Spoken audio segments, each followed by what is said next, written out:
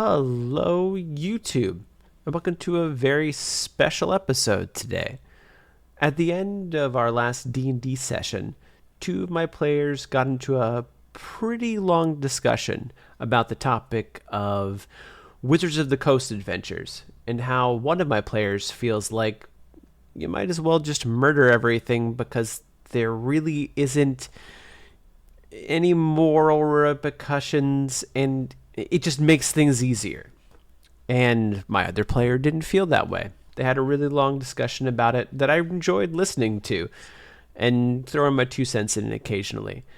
And I really wanted to post it on YouTube as its own separate episode because I want to hear what you guys think about it and kind of get your thoughts in the comments section. So sit back, relax, listen to a pretty lengthy discussion, and yeah, make sure to leave a like and subscribe if you like what you see. That way we can see a little more of this. I might start like a little mini podcast episode after D&D to, get more things like this. Thank you all. I appreciate all of you very much, and enjoy the discussion. Out of character, was that guy bad? I cannot tell you that. There's much more to this. You can't know that yet. We have to leave it as to. I just, as a person, sometimes am struggling with not just murdering everybody we meet randomly. So the thing is that as a player, I know what the Arcane Brotherhood is. So I know that that's a real syndicate, and that this storyline may not be over. You also know that not. We know that there's 3 more. And you also know that not every person in every organization is bad. Yeah. Fair. So you're not 100% sure.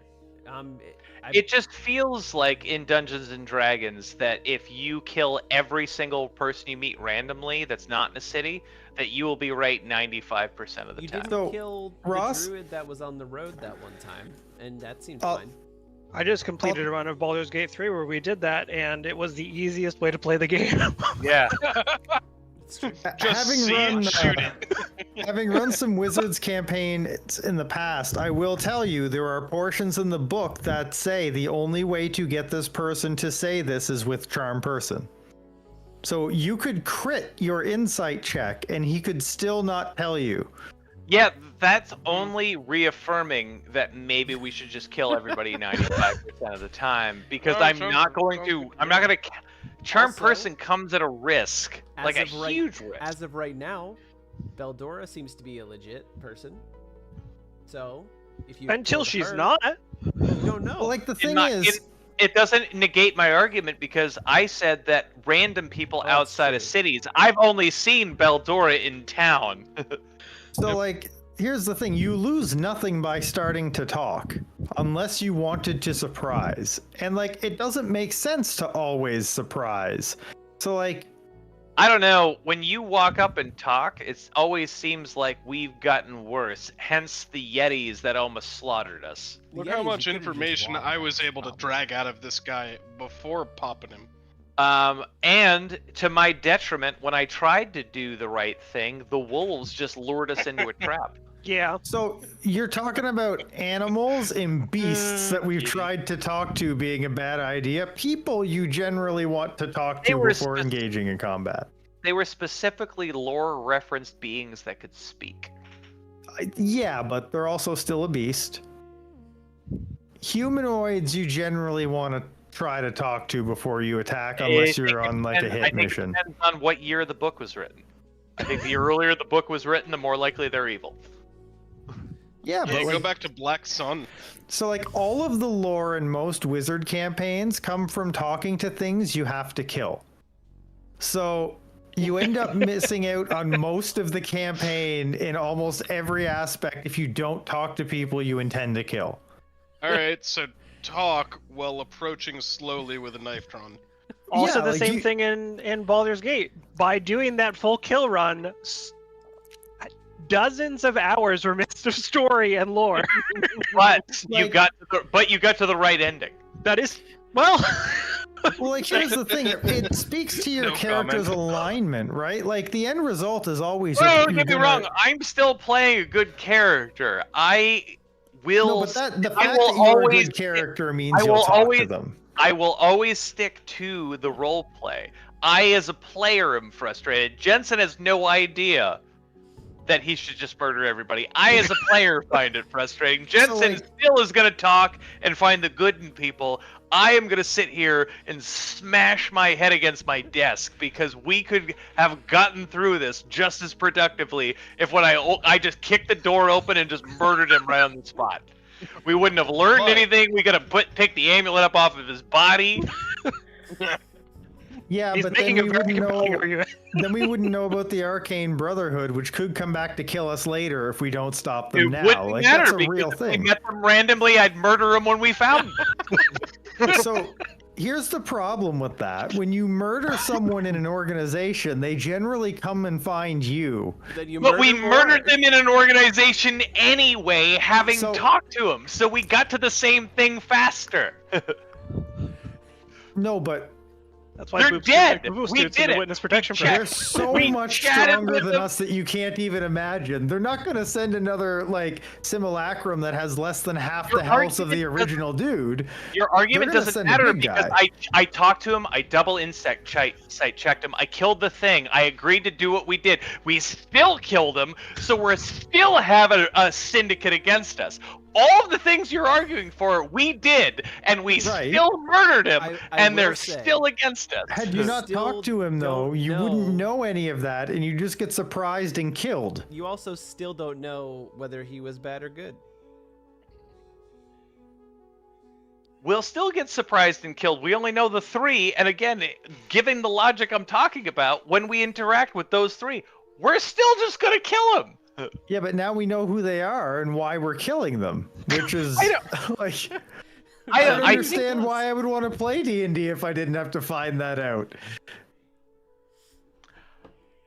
I don't We know. have the moral high ground. I don't know if we've ever cared. Because like the point of D&D is to unravel the story. So like if you just want to do that, you could play like Vampire Survivors. It rolls a whole bunch of dice all at once, right? That is a fun game. So like I think what There's- I'm arguing is that in D&D I want to be rewarded more for finding people out, not just confirming that everybody's terrible. so Everybody the just reward, seems to be terrible. the reward Being is straight getting up. To any go to bed. story. Good night, everybody. Have fun. with your See ya. discussion. Yeah, the reward go is ahead. getting any of the story, because if you just kill on sight, you will just go place to place killing things because now you need to be railroaded there because you don't know why you're going there. It still feels that way in D&D. Like I play a lot of different RPGs and it feels like this one is just your best option is just killing people when you find them. I am always, totally yes. I am totally understanding why D&D is referred to as murder hobos. Yeah, like you're almost in a Wizards written campaign, there is a 90% chance you're going to kill the thing. Yeah. But if you don't talk to it, you get actually zero story, because everything they want you to communicate to a player comes from knowing something from something else. And if you So- didn't talk to anybody, you just And- wouldn't be able to do it. I will So I will say D&D is really good at the everything is gray area.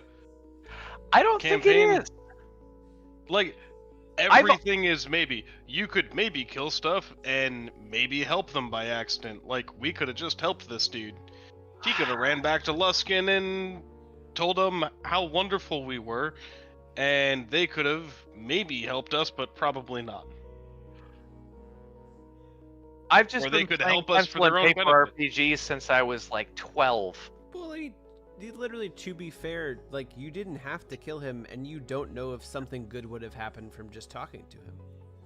You're I- basing We also don't your know what would have entire happened if we argument- resurrected him. So you're basing your like this is the end of the rope argument off of knowledge from another player character who has a prejudice against the Arcane Brotherhood. So you don't know. It's what this would is have my happened third in this campaign where case. it seems like meeting random people is just always a bad idea. what I'm saying is you don't know if this was a bad or good idea. You went down the murder path. You don't know if there was another path. I picked murder path for everybody. Correct. So you Yep. I understand Given- that in multiple other Given my limited knowledge and the fact that you said that he's a harp, like it's true he's a harper, we don't even need to roll, and we know that harpers are aligned good. I don't see another option. Maybe he was good in the organization, but it definitely seems in this game, it is just better to shoot first and ask questions later. So in like, D&D as a whole. you're right though. You are right, but then I there is don't- no point to interact with the game. Well, That's the I thing. want there to be a point. That's what I'm arguing is that I want there to be a better option than shoot first. I mean, ask nobody in questions Dugan's later. Hole tried to murder us or touch our holes. Well, both. Yeah, but we also just went there, killed somebody, and left, and didn't do anything extra. a lot of D&D is the parts that are Nobody- really slow, though that's D&D. When we're like having a long discussion and figuring things out, that's D&D outside of combat. Because in a Wizards campaign, it's all a binary options tree that never goes deep. So someone is either going to give you a useful piece of information easily, or there's a chance you're going to kill them. Ugh. And like, if there's a chance that thinking you're too going to hard kill into it, them, Ross. it's very binary when it's a Wizards written campaign. And there's some things where they just don't give another path. So it's like they can kill him or don't. And then it says, if they kill him, this is how you do it. If they don't, make something up. And like, if you prepped most of the module and you didn't read that one part, you also now have to figure it out on the spot because you saw that there was a binary tree and you went to something that was harder to prep first, which also sucks. Waterdeep was full of those. I believe that. Going over the encounters this campaign, the goblins you could have talked to. You didn't need to kill any of them, and it would have been an easier encounter. The very first encounter, there was no need to murder them. The wolves. The goblins encounter couldn't have gone easier because we murdered them. it We would have murdered gone- them, they surrendered, and we got the thing. That only proves my point of the murder hobo route is the simplest path. could have just Like, So no, but what that means is if you didn't kill them, there was something else you could have gotten.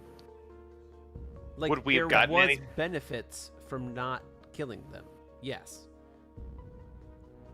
Like, Like we would have either gotten key information or items or allies. Like there's But many in different fair- ways in- that could go. but also in the second, without knowing what would happen, in under I think it was turn 2, they surrendered. We took no damage, nobody died. We got the goal, and they surrendered completely. Was there anything more that would render that worthwhile to risk it? Like D&D just rewards you for going in and killing the thing. but there could have been other rewards for. We're not going killing back to them. the encounter, so what would the reward have been if we talked to them? Well, it could have been information that would derail the campaign is the problem.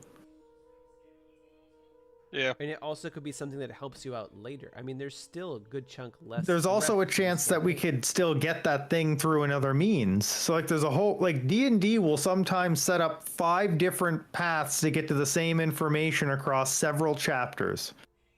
And if they do it in chapter 1, now you have to jump to chapter 8 for one paragraph and then come back. So like I know. I'm not like granted, you guys have played more than I am. I have by a long shot. But based on other games I have played versus the 3 campaigns I've played on this, it just seems to reward you for being violent. To the point where I understand where the meme of being a murder hobo comes from. no, well the thing is Every is single in time I've D&D tried to not do the murder hobo route, we're punished dramatically where we almost TPK'd the party. So you're going to kill the thing. The question is what all does it have and can you get all of what it has? You don't necessarily have to kill the thing in this campaign, though. Like, there have been times where you could have. No, not killed the but thing. like, here's the thing. When you go down the happy route, sometimes it resolves and sometimes you kill it. Like, there are either Yeah, an option for three killing. paths. You have kill them, don't kill them, like, and only talk, and then talk to them and kill. And sometimes all of them have different things. So, like, It doesn't feel like sometimes all of them have different things. you'll never know, though. That's the thing. You don't know what would have happened if you went the other way, or if that was possible. If they could only be done through charm person and you didn't have that, that was locked out to you, and that was the only path. But that doesn't mean that that was the only path. You did open our goblins pulling a sled by turning one into red mist. I gave us ample time to figure out a solution, and then the and then Yeah. immediately you guys all argued that we shouldn't solve all things with combat, and I have been proved nothing. You guys have been proved nothing but wrong since. I think it's just a different perspective on what the game actually is. I'm just gonna Like, point the out fact story that- is I don't the know. reward. I just have yet to. I have If you yet to didn't- feel a reward for not going to If combat. you had Like, just walked past the Yetis, like, that was. that's a someone different. almost That was a died. random encounter, and I also stated we could have just walked past him and Correct, where Rufus was non-violence saying. was the So we easier didn't know option. they were Yetis at that point. Correct. That's But the I'm s- thing. Well, they were just a random encounter. I'm not basing my argument against D&D on the random Yeah. encounter. It's the storyline written encounters So that I don't like. give us an out of the abyss example so you can actually give details. Because we're Oh. finished with that campaign. But like, there were things in there as well where, like, this was the reward for talking to them, and then if you Oh, the also very killed first them, this was the reward. The very first Duragar we met, I tried talking to. and Bupido. immediately- No, it was that he was not a Duragar. The No, very but he's the prime example. Had you Oh. not interacted with Bupido, that was a completely different campaign. Yeah. we didn't- Even though you had to kill him. If we didn't interact with Bupido, he wouldn't have betrayed us and taken Stool. Yes, but that's a completely different We could've- campaign. We would have played a different game. We could have left him behind, and Yes. we wouldn't have had Stool stolen. He wouldn't So have if owed we had me just money. murdered him on sight, we Yeah, wouldn't have had Stool stolen. Yes, and that would have been a very different campaign than the one we played. Okay, so why did are you telling me I should have just done the thing you're telling me to argue against? Well, no, If I'm it- saying that every decision we make contributes to where the game goes next. So the value in not killing off- I was just It's a saying it different makes it story. easier to just kill everything. but So if you we had don't just play killed the same Boop- game. Yeah, if we had just killed Bupido, the game would have been easier. If Different. the very We don't first know. Duragar we met, I invited into our camp. He went berserk and started attacking us and almost killed a few of us. Which changed how we viewed the world. I think Again, you guys are arguing the same thing. no, we're Ross is- arguing the opposite no, point. no. I was Shut- saying that we shouldn't. Let- I initially No. tried to do what you're talking about. Can I finish? Fair. Ross is arguing that it is an easier game if we just murder hobo everything. Right? And I think Well, the game is weaker for And it. It's not And- easier though, it's just longer. and the I don't- counter argument is it becomes a game entirely without substance. You miss everything. It might be easier, but you miss all of that context. That's why I said go Yes, play it is an Vampire easier Survivors. It rolls a whole bunch of dice. Yeah. It's I argue like- that the context doesn't matter when that is But- always true. If the rule is always murdering is easier, the it's context world no build. longer It's a matters. world building game though. Like it's what you make it. So like D&D is the party decisions and the party coming together and understanding that murdering everything on site when you're role playing your character, like that's the fun of it, is doing that part. So like in terms of the story itself though, it's a binary tree decision where sometimes you have 3 options and all 3 are attainable, and sometimes you have 1, and the fun is trying to figuring out which one of those options you actually have and which ones are actually not there. I don't know. I For think the fun instance, to me killing is very Baldora. fun. What would have happened if we did that? Well, you guys have more than I would have 80% been rolling of a the new character. You guys have more than 80% of the Baldora interaction. All of my Baldora interaction has been, hey, while you're gone, you talk to Baldora. But I don't know. I don't see it that way. I view it as very weak problem solving, because all I have exclusively played for RPGs is other systems that are not that weak. Right, but the game isn't the mechanics in D&D. I'm gonna go The to bed mechanics while are the you guys framework. circle this train. I don't know. It feels that way to me. Like, as somebody who has only played other systems, this game feels very weak in that regard. Yes, because that's not the game. That's It a is. framework in which the game is played. Like D&D has a set of rules because it needs a set of rules, but D&D isn't The rules rule aren't set. the problem. It is literally the writing of campaigns. You can solve that by changing how the stories are written. I'm sure if we when we do exclusively Mike written campaigns, it is different. Yes, but like Frank mentioned, Baldur's Gate is the same way. Baldur's Gate shouldn't 3. be viewed through the same lens. It is a different thing. It's the same writing though. If you just kill on sight, you don't get the story. D&D is a role-playing world-building game where the story is the game, and the combat and mechanics are just a construct around that. That is not true. Like those. That's the difference, though, between people who would rather play Pathfinder and people who would rather play D&D. I've never played Pathfinder. But it's more like what you were talking about, though. No, it's just a weakness of why are you interacting with these people when literally every single one of them always turns out to be evil. It is just falling into typecasting.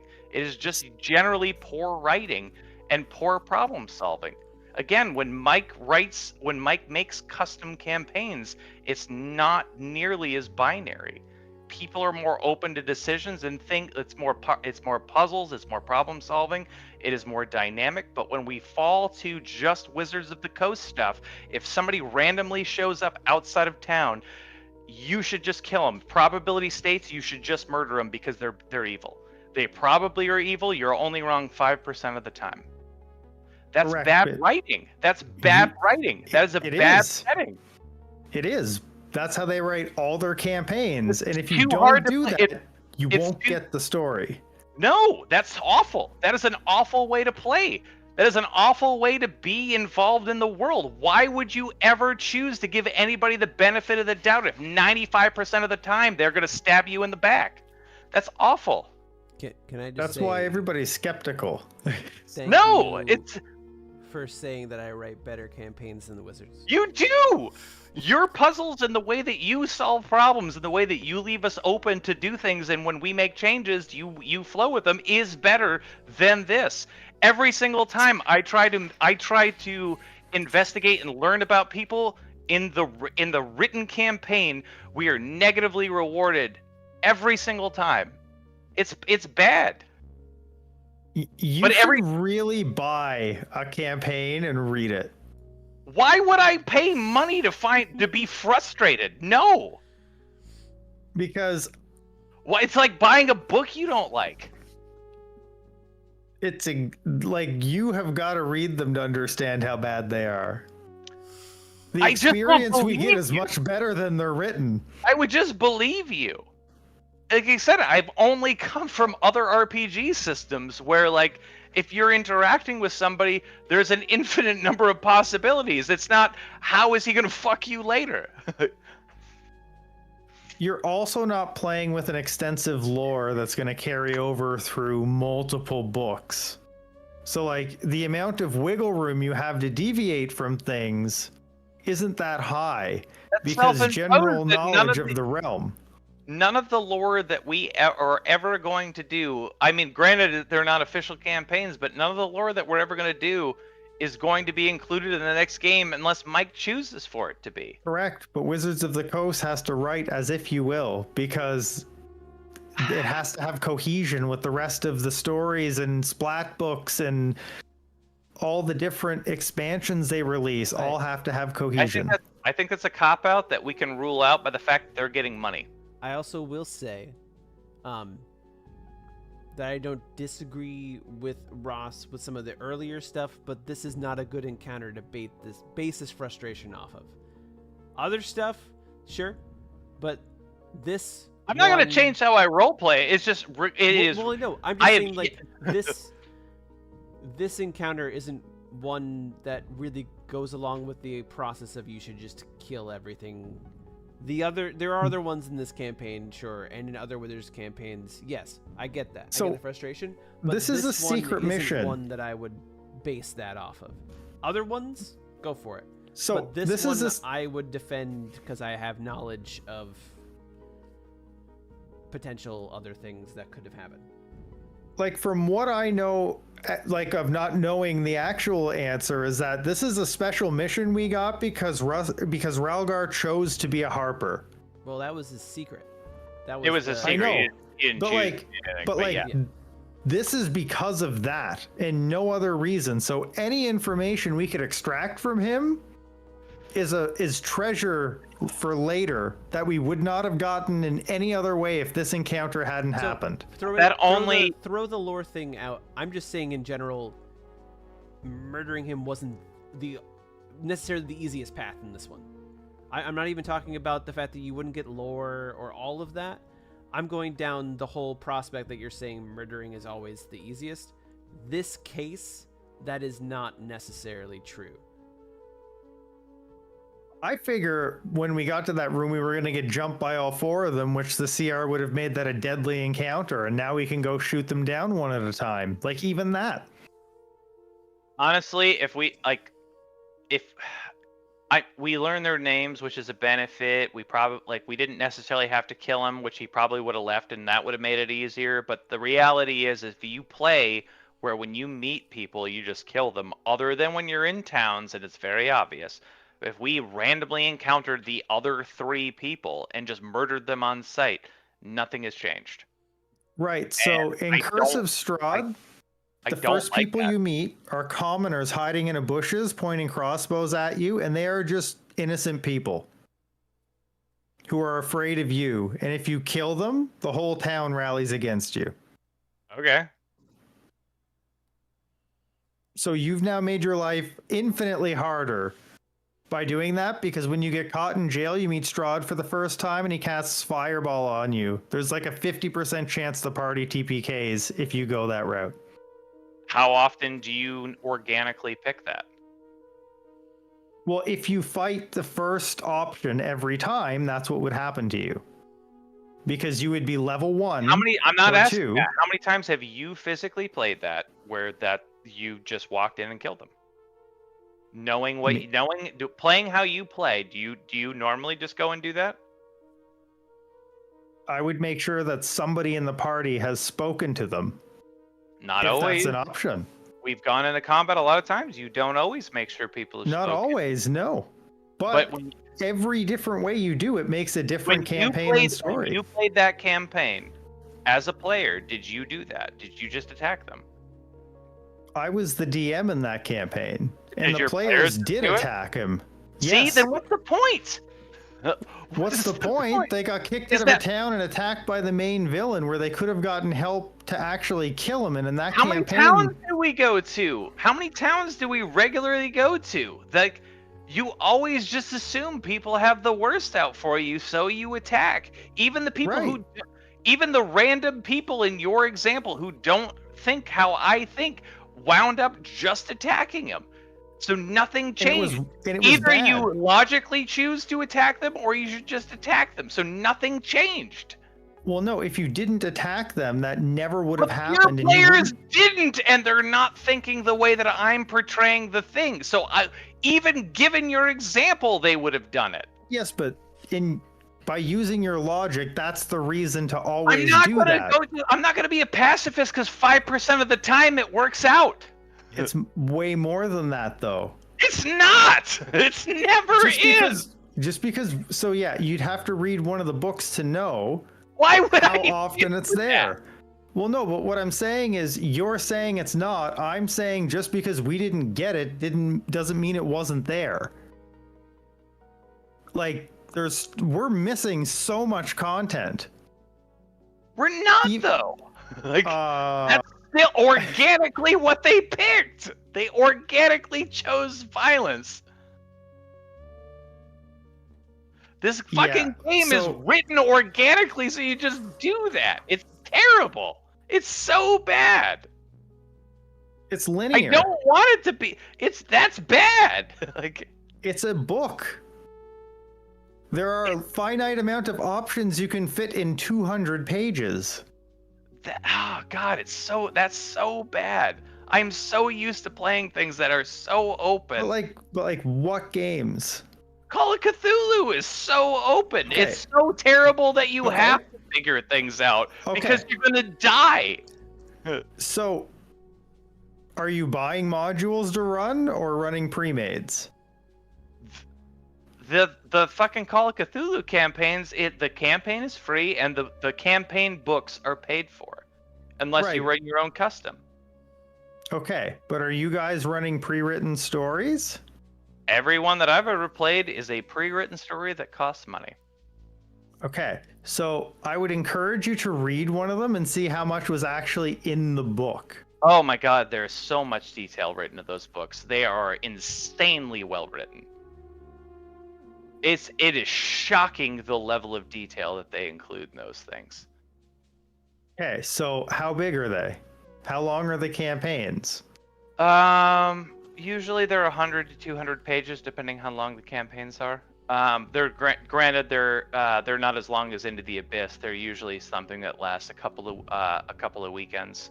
So Into the Abyss is like 200 pages, right? Or 300?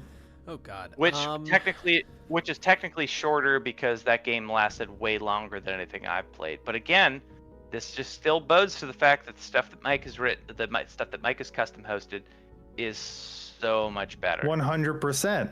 I don't care. I'm not willing to concede the fact that because they're longer, that that I'm going to give them the benefit of the doubt of bad writing. I don't care. Then make them shorter. It is bad writing, but that's how you have to play them. I don't have to play. I am the consumer, and I'm here using my free time. Yes, if you want to, I'm not going to do it. If you want to play the story that Wizards has written, these are the steps you're going to follow, or you're just going to do combat and beat the game really quickly and get none of the story and writing. They're only rewarding combat. That is what they're doing. You're rewarded with story if you want to play that adventure. No, you're not. You're rewarded with a paragraph at best. We got 3 names at best in this side quest. Right, this is bad writing. Like, making it so that you just are constantly on edge for no reason is bad writing. So it's not sustainable. Hold on. Like, I wouldn't continue to give them money other than the fact that I like you guys and I'm enjoying what you guys do. So I would buy Call of Cthulhu stuff. I wouldn't buy this. 5e has been going on for 10 years, and all of the stories take place on a timeline and go in an order, and the lore holds between them.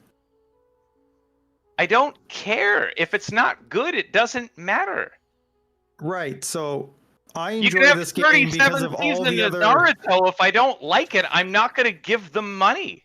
They get bad. Right, so... They're so bad, I've never finished them. What I'm saying, though, is I enjoy these games because I have all of the background, and I enjoy where these campaigns fit into all of that, and that's why I would play a Wizards campaign.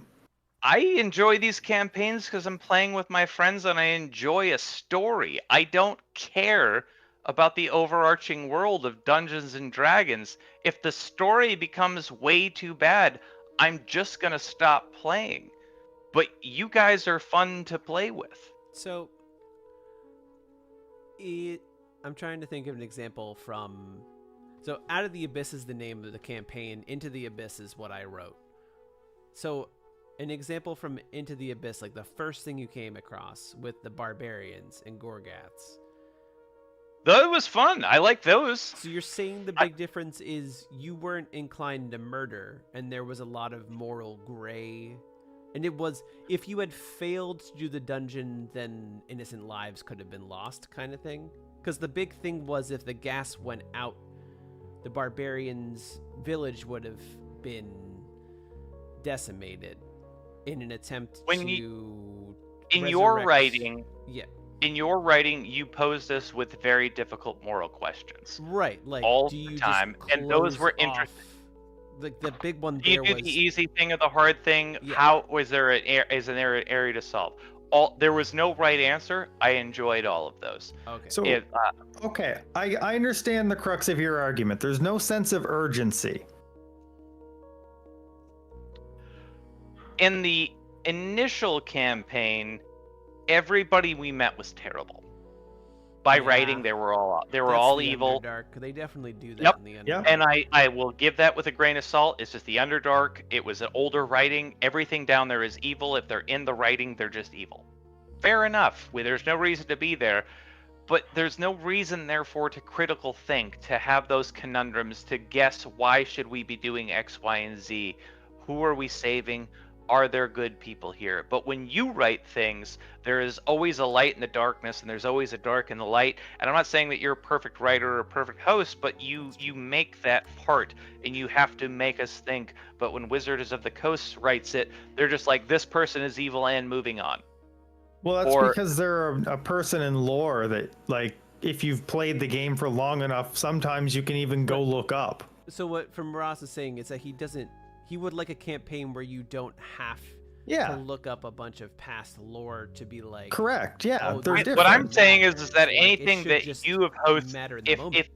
if we were given 2 games and I have to make the same player for both games, if there was a Wizard of the Coast version, if you know where the end point is in both games, but one is written by Wizard of the Coast and one is written by Mike. In the one that's written by Mike, I'm going to sit there and I'm going to fine tune my character. I'm going to make sure that my character knows how to do X, Y, and Z. Maybe he's good at investigation. Maybe he's good at talking. Maybe he's good at survival. Maybe he's good at figuring things out. Maybe he's X, Y, and Z. If it is a Wizards of the Coast campaign, I'm going to just min-max for combat because that's how we're going to get to the end. Yep. Because Yes. your game is going to be rewarding, and there is a reason for figuring things out. And in the Wizards of the Coast game, it is not. It doesn't matter that they go to the same ending. Your one will have more moral quandrum. It will have more intrigue. It will have more puzzles. In the Wizards of the Coast one, it is just going to reward you for hitting things harder. Like most of the time that doesn't happen is probably something that was added. that's what he's saying is that shouldn't be the case. Yeah. And I think you're both agreeing to that. I'm just saying I signed up for it, I guess, is what I'm saying. Right, like, but you're also agreeing with Ross that shouldn't be the case, that you have sucks, to but, add like, stuff. So you're this is a. They're very different experiences. That's why I like doing are- some homebrew and I like playing some campaigns. I get You're- different things out of them. both very close to saying the same. You're parallel. You're really close to each other in thought, but there's that gap. No, I understand what he's saying. I like that sometimes and I like this sometimes. I get it. I'm just not upset about it. I don't love it. It is as somebody who really thinks about how they roleplay characters, I don't like Wizards of the Coast written games. It's The reason I like it is not a reason you would like it, which is I like the lore of the world of Faerun and learning about the characters I in like this the world. lore. I like the lore of the campaign. The lore of the overarching world is inconsequential. Yeah, that's why I It's- like. It's great if it Playing- lines up, but we're playing in this instance specifically. I don't want to hinder our experience in this instance for some overarching thing, especially when the overarching thing may not even make sense. I don't know. It's it makes so sense. odd. Like, we have all been playing in this specific like iteration of D&D for almost 10 years. So Well, like you guys have. I've only been playing. that's what I'm saying. Like the rest of us, we have a lot of lore and background into other things. I think you gotta shave that background, because how many in any year of D&D, how many level 20 characters are there on the entire map? No more than 4. Really? There's no more than 4 ever? Because even in Mike's game, every side character we had was level 20, so that was that was 10. Yeah. There's not that many though. Like, No, I think there's more than that. There's So that not- means that how many great evils could truly stop it? If there's no evil level 20s, there's no good level 20s, so there's no level 20s. How many people could actually truly stop the thing? If you're living in this huge overarching world, I don't see how it makes sense. And I don't need it to make sense because we're focusing on the thing that we're doing. But when you look at it as a whole, a lot of this shit doesn't make sense. None of those things would be allowed to crop up. they happen over thousands of years though. And the heroes die, and then an evil is resurrected hundreds or thousands of years later. It just happens to be the same evil from 2,000 years ago. Like, liches are eternal. They're gonna come back at some point, unless you I don't know. find their Anytime, phylactery. Like, all of a sudden, if we're evil characters and you attack a city, all of a sudden there are an exorbitant number of people who are at level 12 or higher.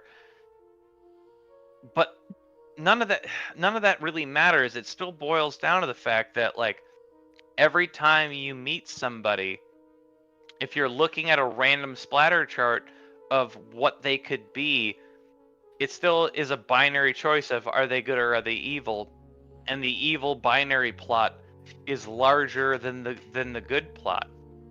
It could just be that they're neutral, trying to do their own shit, and then you have to figure out if the neutral thing that they're trying to do is antithetical to what you're doing.